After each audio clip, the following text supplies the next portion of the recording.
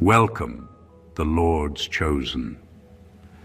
The moment you realize someone crossed you on purpose is the moment you stop asking why and start asking how you survived it. Nobody warns you about that moment. Not the loud betrayal, not the dramatic fallout, but the quiet, stomach-turning realization that what they did wasn't accidental. It was calculated, casual, and disturbingly easy for them. That's the part that sticks. That's the part that changes people. Here's a fact that doesn't get talked about enough. Psychologists say the brain remembers intentional harm more vividly than random pain. Not because it hurts more physically, but because it shatters trust at a structural level. Your mind doesn't just say, "That hurt." It says they knew better and still did it. And once that switch flips, you don't return to who you were before. This isn't a story about being chosen, special, or magically protected. Let's be honest. If anything, you were targeted because someone thought you wouldn't push back.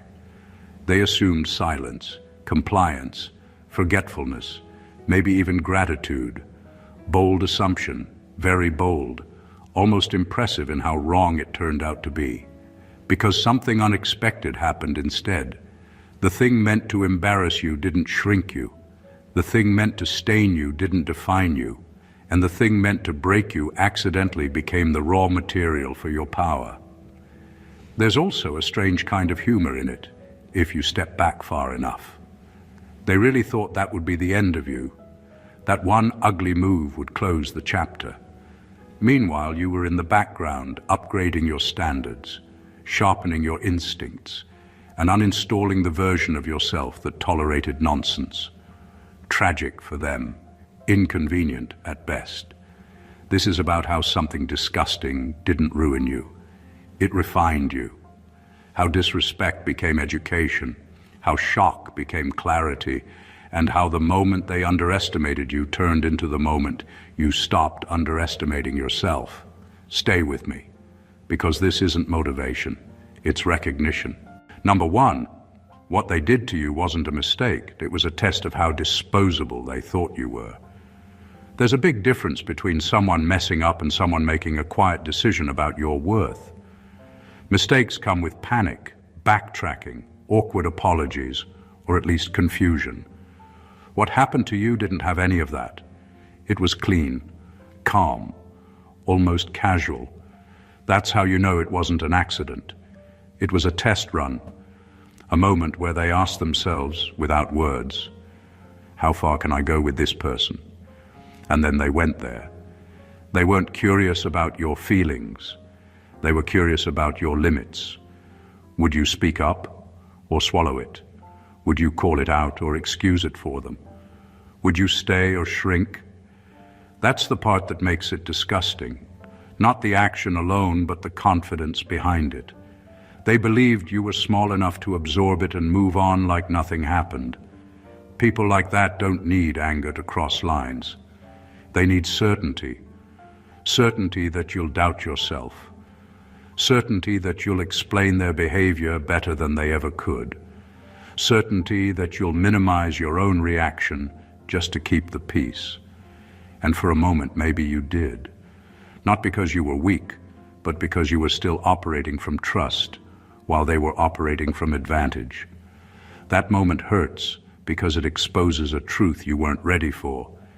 They had already placed you lower in their internal ranking, not openly, not dramatically, just enough to justify doing what they did without losing sleep.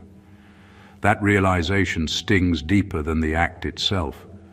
But here's where the shift happens.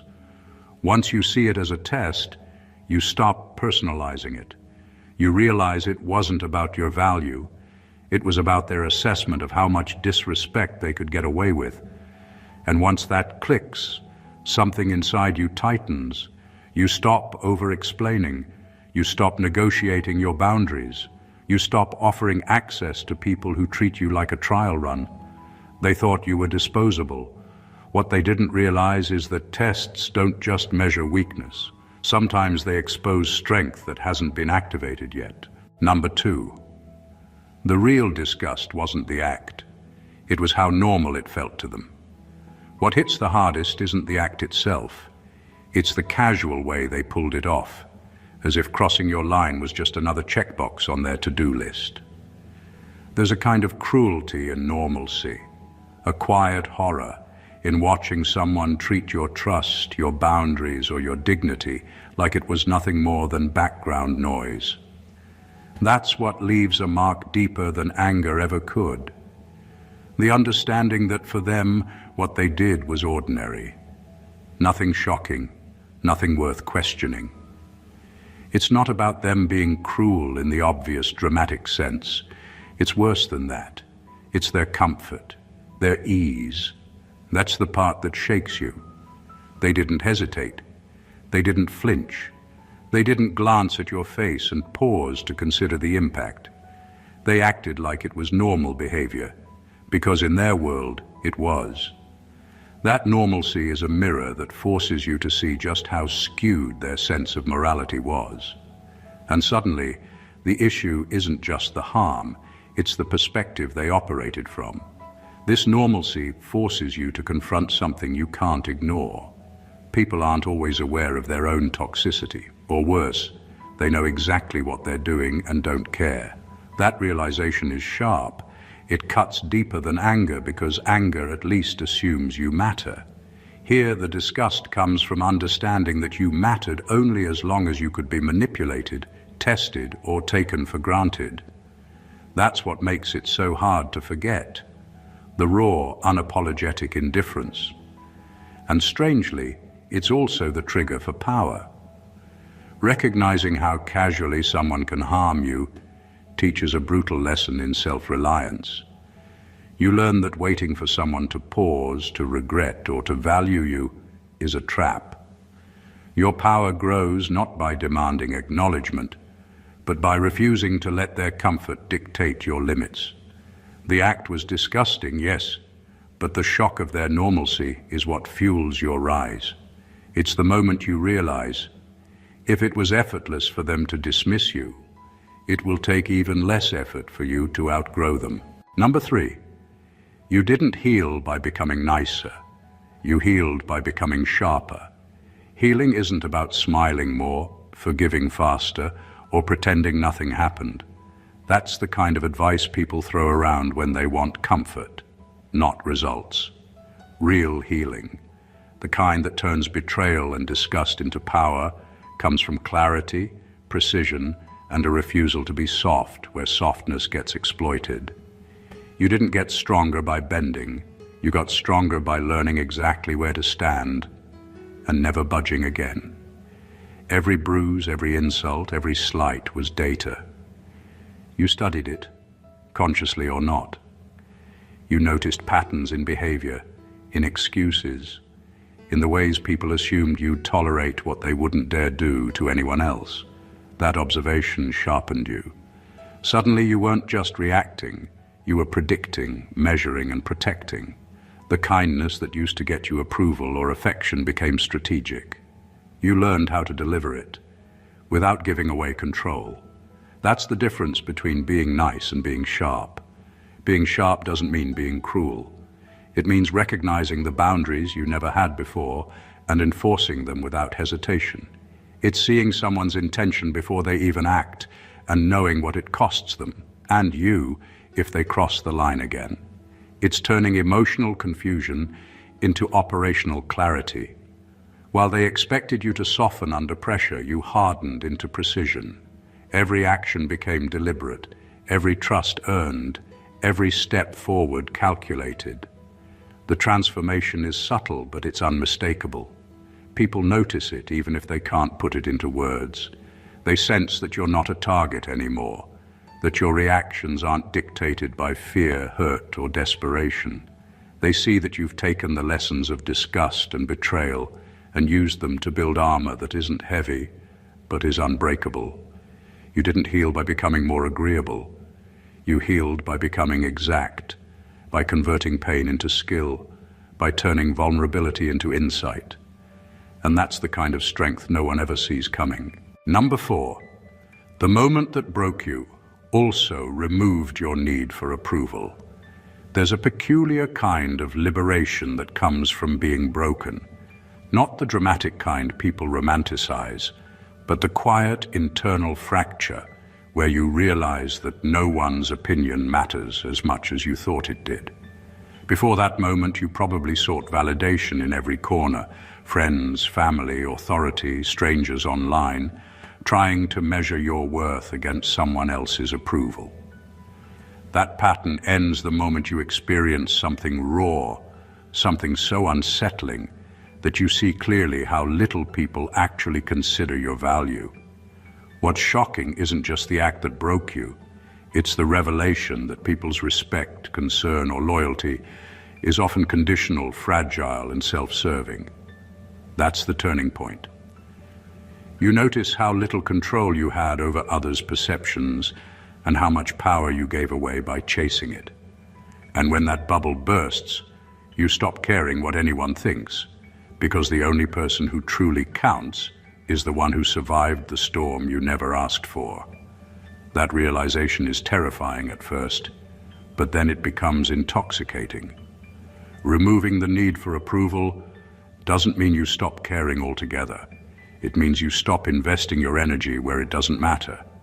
It means conversations, friendships, and decisions are measured by authenticity and alignment, not by whether someone will nod, clap, or praise you. The people who tried to break you become irrelevant, not because you hate them, but because their judgment no longer carries weight. Suddenly, your life is unrecognizable to the old version of you. Choices are yours, goals are yours, reactions are yours, and even your emotions belong only to you. That internal sovereignty is rare, and once you reach it, you can't go back. You no longer bend to fit other people's molds, and the freedom it brings is addictive. The moment that broke you didn't just hurt you, it liberated you. And in that liberation, you find a power no amount of praise could ever give. The absolute certainty that your value is defined by you and no one else. Number 5, they tried to reduce you to a moment. You expanded into a pattern they couldn't control. When someone crosses a line, the intention is often simple: reduce you, contain you, make you a single, manageable incident. They want a snapshot, a reaction, a moment they can write off and forget. They hope that the damage will be quick, the memory short, and your response predictable. That's how they think control works, through temporary shocks and calculated discomfort. What they don't realize is that people who survive that kind of targeting don't stay moments. They become forces. The moment they thought defined you instead ignited a sequence. Every insult, every betrayal, every slight added up like invisible building blocks. You weren't collapsing, you were constructing. While they assumed you'd flinch, explain, or apologize, you were observing, learning, and adjusting. Your reactions became intentional. Your silence became tactical. Your choices became deliberate. By the time they realized it, the moment was gone. You weren't a single point of pain anymore. You were a moving pattern of clarity, boundaries, and strength they had no way to anticipate. This transformation isn't loud. It doesn't scream. It doesn't demand recognition. It's subtle but unstoppable. People like that only notice it when they try to manipulate or provoke again and fail.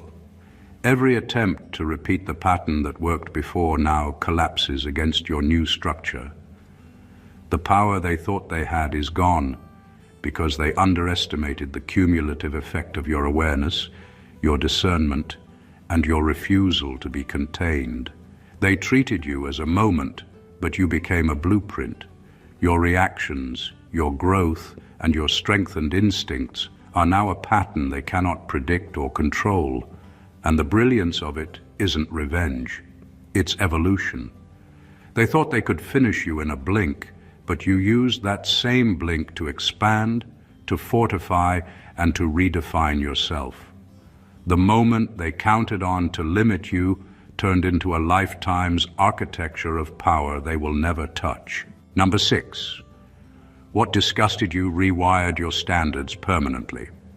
When someone crosses the line, it's easy to let the sting fade and slip back into old habits, accepting almost respect or half loyalty, because it feels easier than confrontation. But when what happened disgusts you, truly shakes you to the core, it doesn't just hurt. It forces a reckoning with yourself and with the world.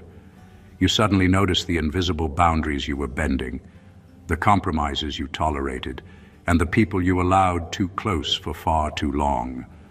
That disgust becomes a teacher, and the lesson is brutal. You cannot return to your old standards without losing yourself again. Every act of betrayal or violation rewires your internal compass. What once seemed acceptable now feels intolerable. The people who expected silence or excuses find themselves replaced by an instinctive, unspoken filter that asks, is this behavior worthy of my attention, my trust, or my energy?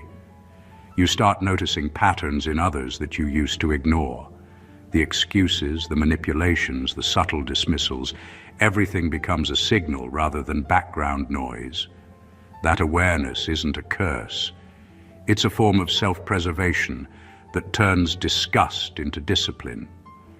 This rewiring goes beyond people. It touches everything.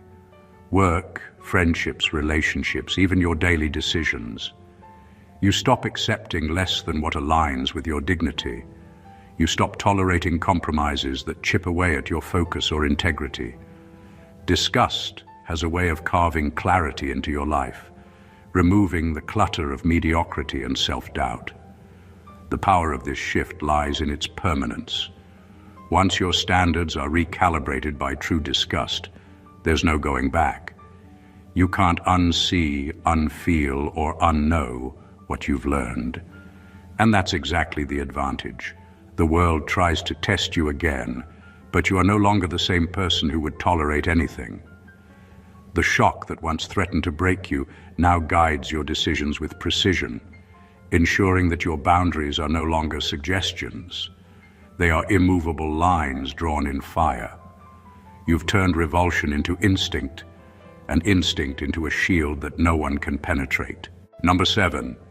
You became dangerous the day you stopped needing them to understand. There's a subtle shift that happens when you stop trying to make someone see what they've done. At first, the urge to explain yourself, to justify your reactions, or to demand acknowledgement feels natural, almost necessary. You want them to recognize the harm, to feel some fraction of the discomfort they caused. But the moment you realize that their understanding isn't required for your survival, your influence, or your peace, something changes. You become dangerous, not in the obvious physical sense, but in a way they can't measure, predict, or contain. Before, their perception of you carried weight. Their approval, their apology, their recognition were like invisible levers pulling at your choices. You reacted, adjusted, and often forgave in the hope of being seen correctly. But when that need disappears, all their power evaporates. Their actions no longer define your emotions, your plans, or your value. You move through life without waiting for validation, without strategizing around their responses. That independence makes you untouchable in ways they never anticipated. This danger isn't loud. It's in the calm precision of your decisions, the subtle way your energy is no longer available for manipulation. It's in the freedom to act purely for yourself, without calculation for their perception. They may have intended to destabilize or break you, but in letting go of their understanding, you destabilize the system they thought controlled you. Every interaction becomes neutral territory. They can no longer predict if you'll be reactive, compliant, or compliant enough to exploit. The truth is, people underestimate the danger of self-sufficiency.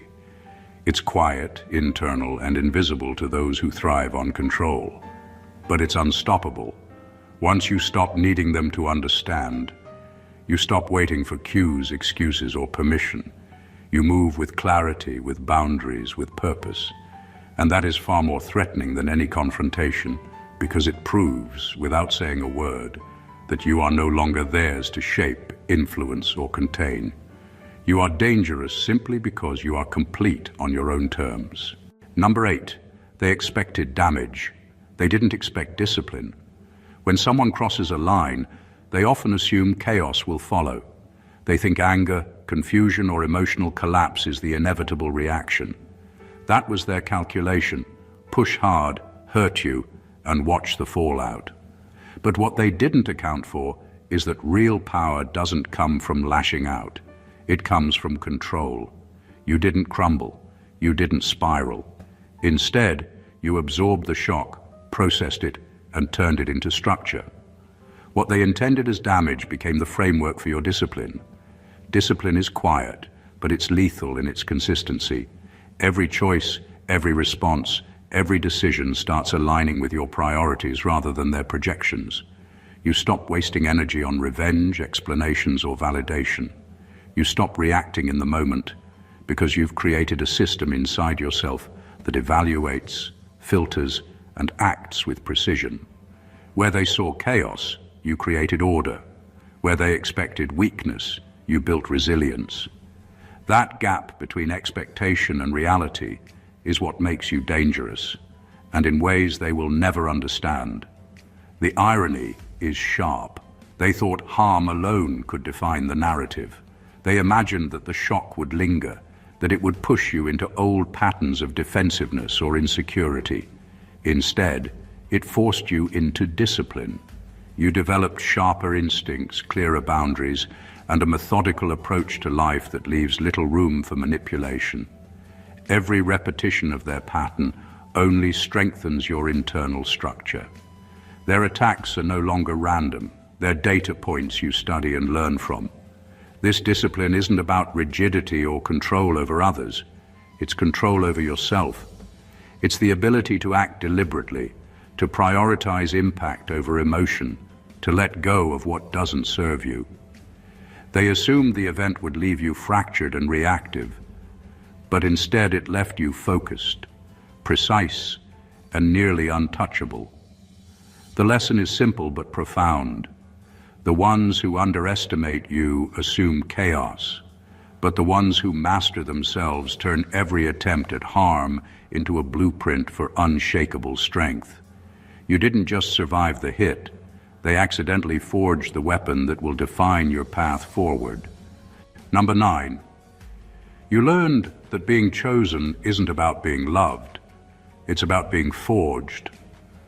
The idea of being chosen often comes wrapped in warmth and admiration, like it's a reward or a blessing. But life has a darker, sharper definition. Being chosen isn't about approval or affection, it's about endurance, testing, and transformation. The people or situations that single you out don't always see your potential with kindness. They see it as something to challenge, to provoke, to push to the edge. That's the cruel truth. Being chosen doesn't protect you from harm. It exposes you to it, and only those who survive the heat emerge stronger. Every betrayal, every shock, every disgusting thing done to you becomes a forge. It strips away naivety and reveals patterns, instincts, and hidden reserves of strength. Love isn't always present in these moments. Sometimes there's only cold calculation, indifference, or outright hostility. But the experience forces refinement. It teaches you which boundaries to set, which energy to conserve, and which people or behaviors to eliminate. Being chosen in this sense is less about reward and more about preparation. It's a crucible that tests endurance and sharpens resilience. The beauty of this realization is subtle but transformative. You stop expecting comfort from those who select you for challenges, and you stop confusing survival with approval. You understand that the value of being chosen lies not in external validation but in internal mastery. Each trial, no matter how painful, becomes a deliberate tool in your evolution. The people who picked you for difficulty unknowingly supply the material for your rise. The acts meant to weaken you are the very acts that strengthen you. When this truth clicks, everything changes. Being chosen no longer feels like a favor or a title. It feels like an initiation. And once you pass through, you emerge tempered, focused, and unmistakably powerful. What was meant to test your limits becomes the architecture of your power. Love is optional. Survival and growth are mandatory. And in that clarity, you realize the ultimate irony. They thought they were defining your story, but they were simply building the protagonist. Number 10. The insult wasn't what they did. It was how small they thought your future was. What cuts the deepest isn't always the act itself. It's the assumption behind it. The real sting comes from realizing that they measured you, weighed you, and concluded that your potential didn't matter. They treated your presence, your talent, your life, as though it could be minimized without consequence. That belief that you were small, unimportant, or replaceable is the true insult. Every cruel word, every betrayal, every act of manipulation is rooted in underestimation. And underestimation leaves a mark far sharper than anything physical. When someone assumes your future is small, they operate with confidence. They think they can push, provoke, or humiliate you without ever needing to fear your response. That arrogance is meant to dominate, to control, and to make you doubt your own worth. But that miscalculation is where the power shifts. Once you realize the scale of their error, you see the opportunity hidden in the offense. They were blind to the depth, the intelligence, and the resilience that existed inside you. What they thought was weakness is actually the raw material for your rise. The moment you internalize this, perspective changes everything. You stop arguing with them, stop explaining yourself, and stop seeking validation from people who never considered your potential. Instead, you redirect your energy. Every insult becomes a reminder of the gap between their perception and your reality. Every attempt to shrink you fuels your determination to expand, to excel, and to prove, quietly but undeniably, that their estimation was absurdly low. That's the brilliance hidden in the insult. They underestimated your future, but underestimated is the exact condition that forces greatness. You are no longer confined by their narrow vision. Each step you take forward, each boundary you enforce, each success you claim is a direct rebuttal to the smallness they imposed on you. The insult itself fades, but the fire it ignited never does. What they thought was inconsequential becomes the launchpad for your undeniable, unstoppable growth. Number 11. You stopped telling the story to be understood and started using it as fuel. There's a moment when the urge to explain yourself fades, when you realize that no one will ever fully grasp the weight of what happened. And that's the moment your power quietly ignites. For too long, you may have replayed the event in your head, rehearsed the explanations, tried to make sense of it for others, or even for yourself.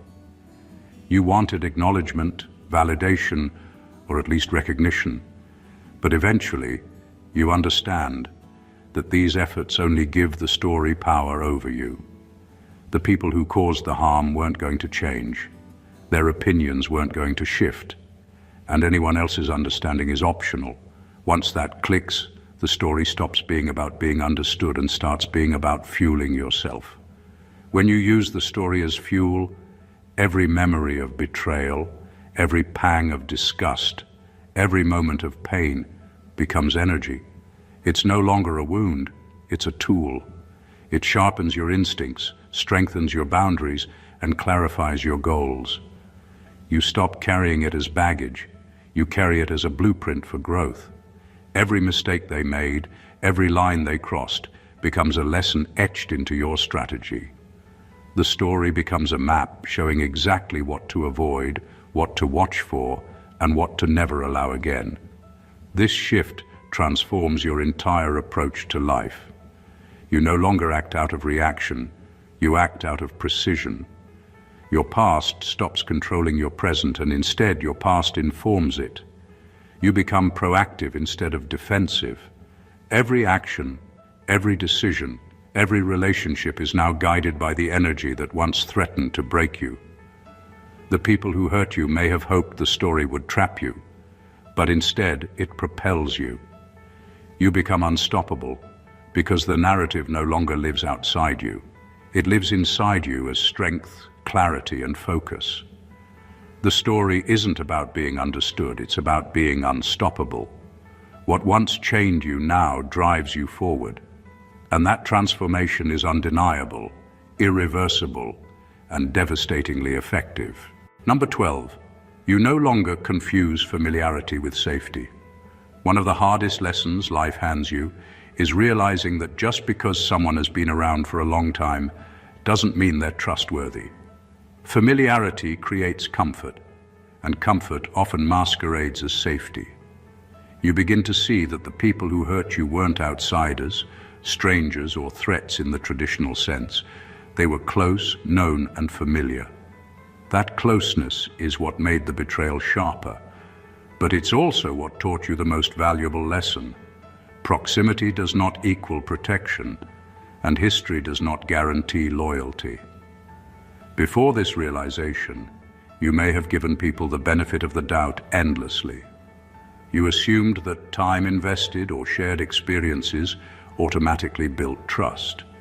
You might have ignored warning signs, dismissed inconsistencies, or overlooked disrespect because familiarity convinced you that safety was inherent. But when someone familiar crosses a line, it strips away that illusion brutally and permanently.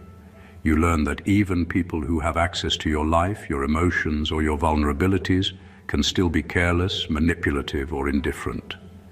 This clarity rewires how you operate. You start observing behaviors over history, noticing patterns instead of relying on past kindness or longevity.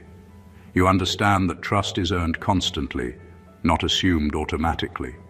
You set boundaries, even with people who have been around for years, and you prioritize alignment over attachment. Familiar faces no longer give you automatic comfort. Their actions determine whether you allow them influence, closeness, or access. The power in this lesson is quiet but immense.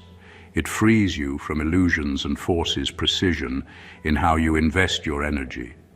You move through life with a sharper sense of awareness, treating relationships as choices rather than guarantees.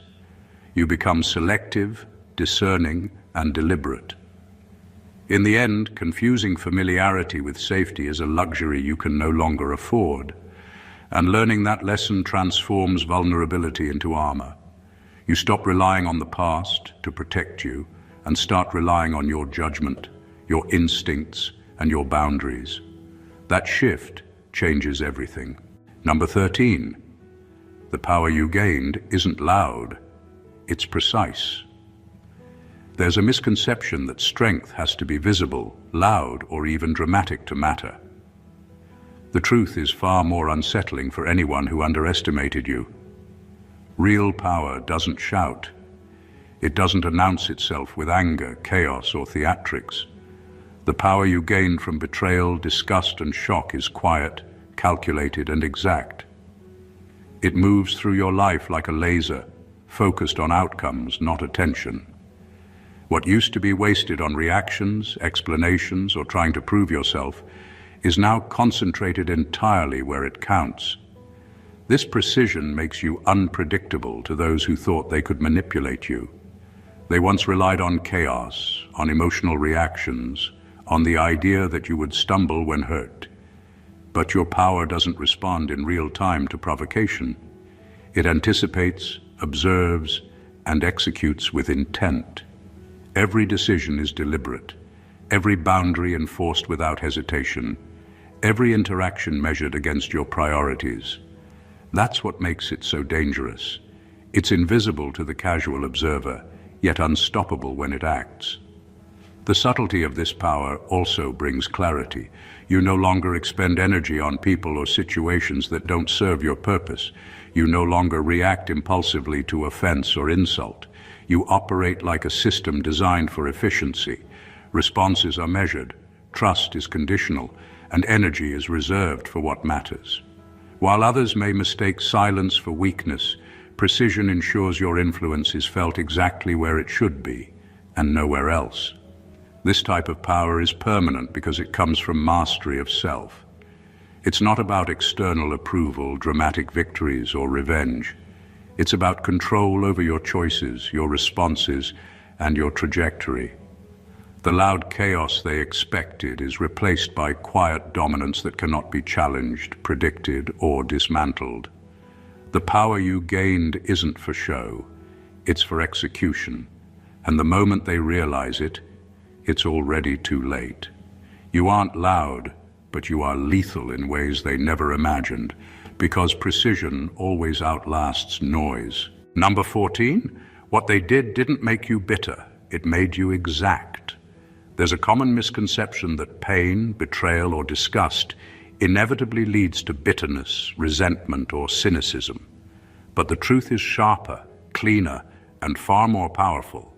The real transformation isn't about carrying anger, it's about becoming exact. Every act meant to wound you becomes a lesson in precision. Every violation teaches you where to draw lines, who to trust, and what to prioritize. Bitterness clouds judgment. Exactness owns it. And once you adopt exactness, life stops being a series of reactive moments and becomes a series of deliberate moves. Being exact means your time, energy, and attention are no longer up for grabs. You stop investing in people or situations that don't respect your boundaries. You stop guessing or hoping for understanding from those who never intended to give it. Every choice is measured, intentional, and rooted in experience. You know what will cost you unnecessarily and what will advance you purposefully. The power of exactness is that it leaves no room for waste, no tolerance for indecision, and no mercy for repetition of the same mistake. It's a quiet, relentless form of mastery. This exactness also transforms relationships. You no longer confuse familiarity with loyalty or history with reliability. Every connection is evaluated, every interaction intentional. You move like a force that is both subtle and unstoppable. People may not notice it immediately, but its impact is undeniable. The precision in your actions and responses makes you untouchable in ways that anger or bitterness never could. The ultimate irony is that what was meant to weaken you only refined you. The disgusting act, the betrayal, the shock, they were all raw material for a new version of yourself. You didn't collapse under their weight. You recalibrated. You became exact. And exactness is permanent. It's not about emotion. It's about structure, discipline, and clarity. Where bitterness burns out quickly, exactness endures, shaping every choice, every boundary, and every outcome with unstoppable intent. What they thought would break you ended up forging a version of you that cannot be misjudged, manipulated, or underestimated. Conclusion. What they did to you was meant to hurt, humiliate, and diminish. They assumed you would falter, fold, or shrink under the weight of their actions. But what they failed to realize is that every insult, every betrayal, and every moment of disgust was fuel for your transformation. You didn't just survive, you evolved. You became sharper, more disciplined, and far more precise than anyone could have predicted. You stopped seeking approval, stopped confusing familiarity with safety, and learned to turn every attempted wound into a blueprint for growth. The real power lies not in reacting, but in mastering yourself, in converting chaos into clarity, and in turning pain into exactness. What was intended to break you instead refined your instincts, strengthened your boundaries, and sharpened your focus. You became a force that operates quietly, deliberately, and irresistibly, unstoppable, because it no longer relies on others' recognition or understanding. Every moment of underestimation, every act of disregard, became an opportunity to expand beyond what they imagined possible. By the time they realized the mistake they made, it was already too late. The person they thought they could diminish had become someone they could never predict, control, or contain. The transformation is subtle but absolute. Pain and betrayal didn't make you bitter. They made you exact, intentional, and unshakable. That is the true power of turning shock into mastery, disgust into clarity, and violation into growth. If this story resonated with you, if it lit a spark of recognition or gave you the fuel to push forward, don't keep it to yourself. Make sure to subscribe to the channel for more content that cuts deeper than surface motivation. Like, comment, and share this with someone who needs to see the truth and rise above it. Your growth doesn't happen in silence. It happens when you take control and move with precision. Stay blessed always.